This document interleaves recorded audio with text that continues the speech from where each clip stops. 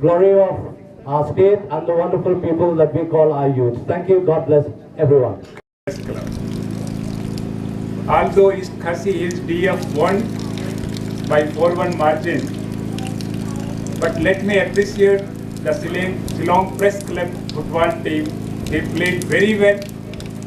My appreciation goes to each and every player of Shillong Press Club, and it was really nice to see their enthusiasm, encouragement.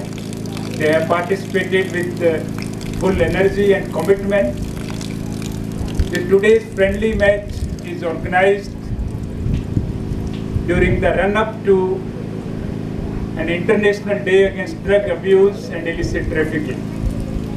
As we all know, United Nations has declared 26 June as an International Day Against Drug Abuse and Illicit Trafficking in 1987. And since then, every year this day is observed not only in India but worldwide.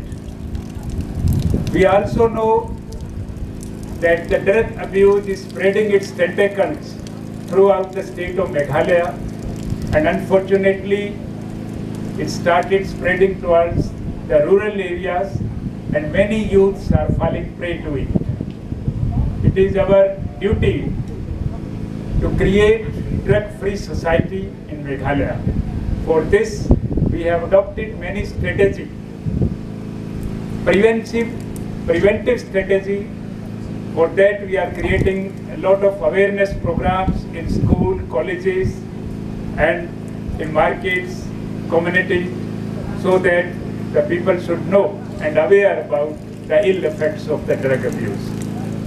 As a second strategy, we are also concentrating on enforcement, and our police is doing good job by keeping close watch on the drug traffickers in the states, and recently many drug